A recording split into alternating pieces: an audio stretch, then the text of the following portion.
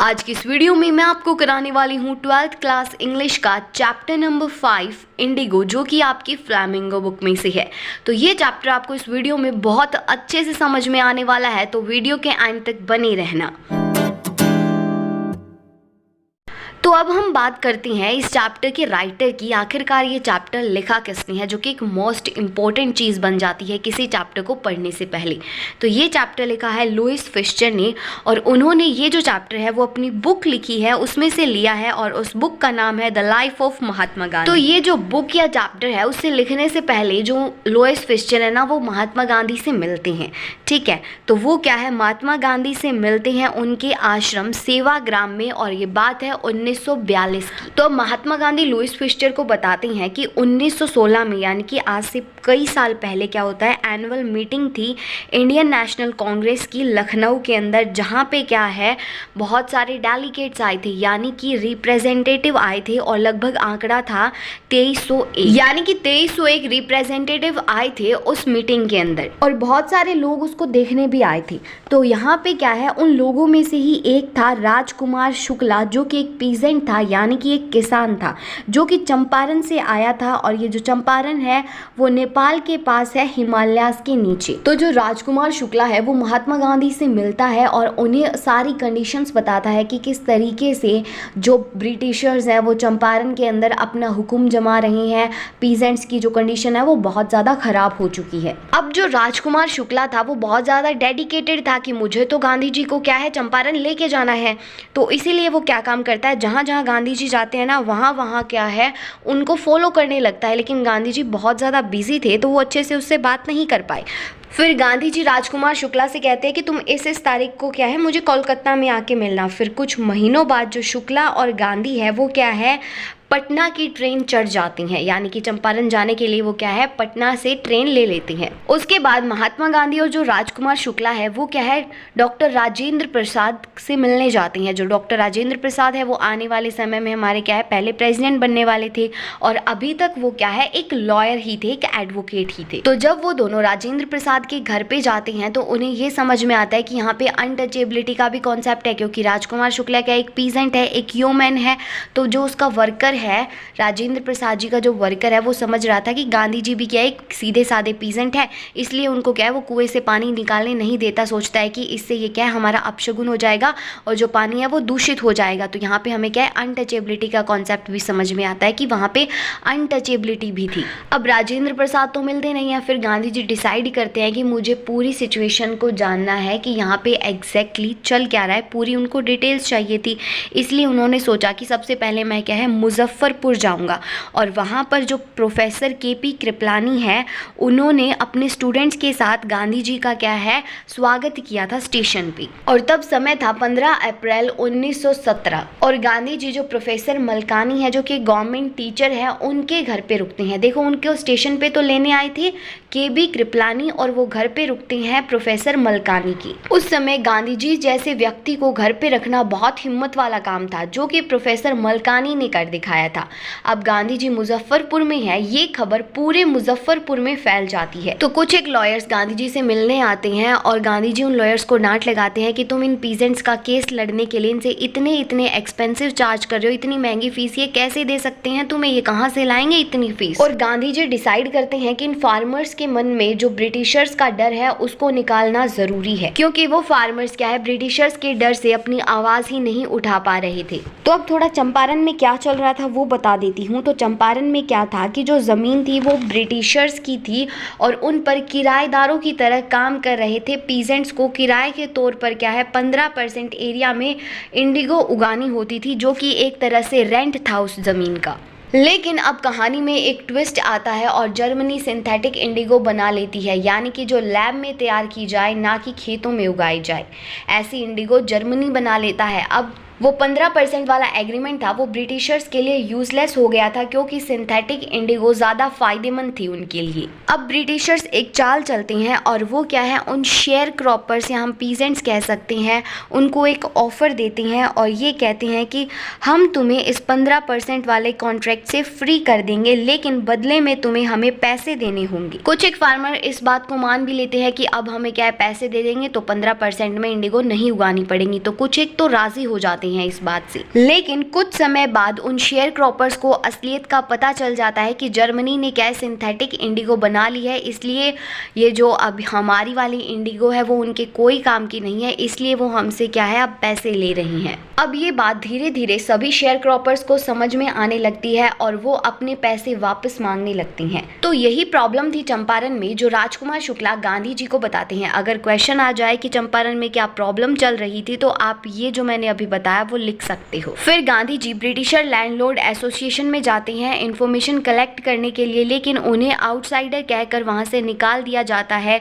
अगले दिन जो तिरहुत डिवीजन के कमिश्नर हैं वो सम्मन भेजते हैं, इनकी कोर्ट से एक बुलावा आता है और कहते हैं कि यहाँ से चले जाओ। लेकिन गांधी जी इन ऑर्डर्स को नहीं मानते और वो और ज़्यादा इंफॉर्मेशन कलेक्ट करने के लिए चंपारण का जो एक डिस्ट्रिक्ट है मोतीहारी वहाँ पर जाती हैं। वहाँ पर गांधी जी एक घर को अपना हेडक्वार्टर बना लेती हैं और गांधी जी को सुनने में आता है कि पास ही के एक गाँव में किसी पीजेंट के साथ बहुत बुरा सलूक किया गया है। तो गांधी जी उससे मिलने के लिए चले जाती हैं, लेकिन रास्ते में एक पुलिस ऑफिशियल उनको रोक लेता है, कहता है कि वापस चले जाओ, और गांधी जी बात मान लेती हैं। फिर गांधी जी को एक नोटिस दिया जाता है कि चंपारण से चले जाओ, तो गांधी जी उसी नोटिस के पीछे लिख देती हैं मैं नहीं जाऊंगा। देखो कोर्ट से एक नोटिस आया है, लेकिन गांधी जी उस नोटिस को नहीं मानते और उसके पीछे लिख देते हैं कि मैं नहीं जाऊंगा। तो देखो यहाँ पे गांधी जी क्या है, कानून तो तोड़ रहे हैं, लेकिन जो कानून है वो क्या है, इंसानियत से ऊपर तो नहीं है। उन इंसानों की मदद करने के लिए, उन पीजेंट्स की मदद करने के लिए क्या है, गांधी जी को ये कानून तोड़ना पड़ा। अब गांधी जी ने ऑर्डर ब्रेक कर दिया, इसलिए अगले दिन उनको कोर्ट में बुलाया जाता है। अब गांधी जी को पता चल गया कि अगले दिन मुझे कानून तोड़ने के जुर्म में जेल में भी डाल सकते हैं, इसलिए गांधी जी रात को पूरी तैयारी कर लेते हैं। आश्रम में भी कुछ बातें बता देती हैं और एक पूरी रिपोर्ट बना करके वॉइसरॉय को दे देती हैं। अगले दिन गांधी जी कोर्ट में जाते हैं, लेकिन कोर्ट के आगे बहुत सारे पीजेंट्स होते हैं जो कि उन ब्रिटिशर्स ऑफिसर्स से हैंडल नहीं हो रहे थे। तो ऑफिसर्स ने गांधी जी से कहा कि आप इस भीड़ को शांत करें, और इतनी भीड़ देखकर ये ब्रिटिशर्स हैरान हो जाते हैं और प्रोसिक्यूटर डर जाता है और जज कहते हैं कि ट्रायल को पोस्टपोन कर देती हैं। लेकिन गांधी जी कहते हैं कि ट्रायल पोस्टपोन नहीं होगा। फिर कोर्ट की प्रोसीडिंग होती है। अब गांधी जी मान लेते हैं कि मेरी ही गलती है, मैंने लॉ को फॉलो नहीं किया क्योंकि मैं कॉन्फ्लिक्ट ऑफ ड्यूटीज़ में फंस गया था। तो कॉन्फ्लिक्ट ऑफ ड्यूटीज़ में दो बातें थी, एक उन्होंने कानून तोड़ा जब उन्होंने नोटिस को नहीं माना और वो चंपारण से नहीं गई, और दूसरी ओर इंसानियत के खातिर चंपारण से नहीं जा सकते थे, उनको लोगों को इंसाफ दिलाना था। तो इसीलिए वो इन दो ड्यूटीज़ के बीच में फंस गए थे कि कौन सी माने, इसलिए उन्होंने क्या है, इंसानियत की ड्यूटी को पहले माना। तो मैजिस्ट्रेट फिर कहता है कि ट्रायल को कुछ घंटों बाद शुरू करेंगे। तो गांधी जी को 2 घंटे की बेल दी जाती है, लेकिन वो मना कर देती हैं कि मुझे बेल नहीं चाहिए। सेशन क्या है, फिर से स्टार्ट होता है और मैजिस्ट्रेट कहते हैं कि फैसला कई दिनों बाद सुनाया जाएगा, तब तक गांधी जी फ्री हैं। फिर गांधी जी कोर्ट से बाहर आकर लॉयर से पूछते हैं कि मुझे अगर जेल जाना पड़ेगा तो तुम लोग क्या करोगे। फिर लॉयर्स कहते हैं कि हम घर चले जाएंगे, लेकिन गांधी जी लॉयर्स को समझाया। फिर लॉयर्स ने कहा हम आपको कोऑपरेट करेंगे, हम घर नहीं जाएंगे। फिर गांधी जी कहते हैं कि battle of Champaran is one, यानी कि जो बैटल है चंपारण की वो जीत चुके हैं, क्योंकि सारे लॉयर्स क्या है अब इकट्ठे आ गए। पहले तो वो सारे इकट्ठे नहीं आ रहे थे, पीजेंट्स की मदद नहीं कर रहे थे, लेकिन अब वो क्या है मदद करने के लिए तैयार थे। कुछ समय बाद नोटिस आता है कि गांधी जी पर जो केस चल रहा था वो बंद कर दिया गया है, और तब पहली बार इंडिया में जो सिविल डिसओबीडियंस है उसकी जीत हुई थी, यानी कि जो लोग इकट्ठे हुए थे उसकी जीत हो गई थी।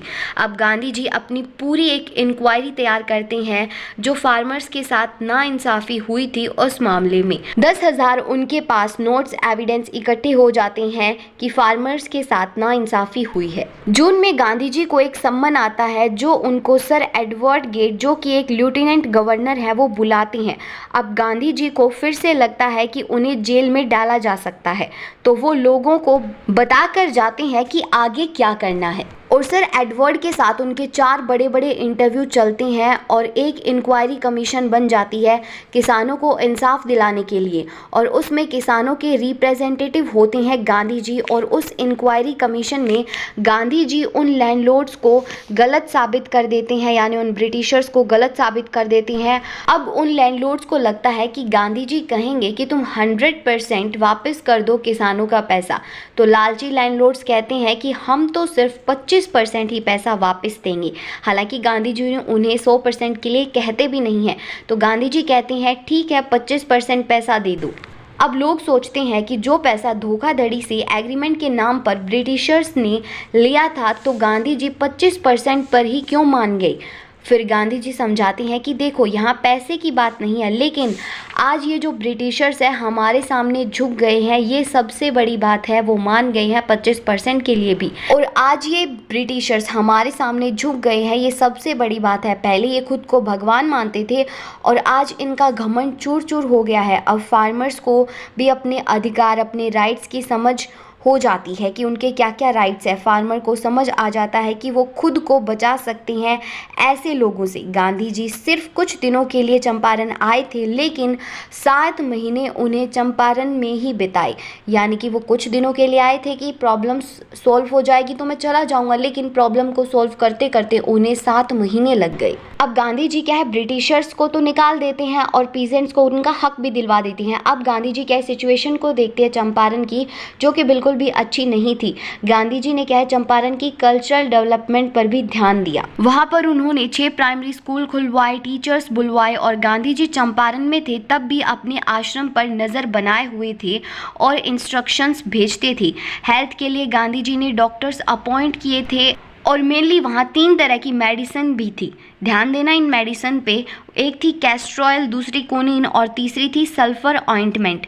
अगर देखो किसी को क्या है कॉटेड टंग है तो उसके लिए कैस्टर ऑयल दिया जाता था, अगर किसी को मलेरिया है तो उसके लिए कोनीन और कैस्टर ऑयल की गोली दी जाती थी, अगर उसके अलावा किसी को स्किन इरप्शन है, स्किन प्रॉब्लम है, तो उसको क्या है ऑइंटमेंट और कैस्टर ऑयल दिया जाता था। ये जो कॉम्बिनेशंस है वो याद रखना। और वहाँ पर साफ सफाई यानी कि हाइजीन की जिम्मेदारी गांधी जी ने अपनी पत्नी कस्तूरबा गांधी को दी थी।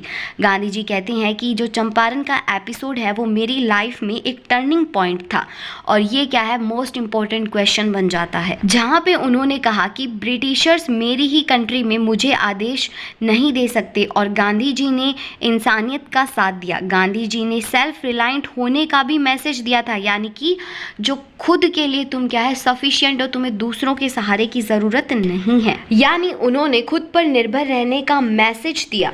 जब उन्होंने चार्ल्स एंड्रयूज, जो कि एक इंग्लिशमैन और गांधी जी के फॉलोवर थे, उन्होंने कहा कि मैं आपके साथ यहीं रुकना चाहता हूं। यानी कि जो एंड्रयूज है वो कहते हैं कि मैं भारत में ही रुकना चाहता हूं, लेकिन गांधी जी क्या है मना कर देते हैं और कहते हैं हमें किसी इंग्लिशमैन की ज़रूरत नहीं है, हम अपनी लड़ाई खुद लड़ेंगे। तो यही था आपका चैप्टर इंडिगो। इसकी एक्सप्लेनेशन कैसी लगी कमेंट करके ज़रूर बता देना, और इस चैनल पे नए हो तो इस चैनल को सब्सक्राइब कर लेना। तो चलिए फिर मिलते हैं नेक्स्ट वीडियो में।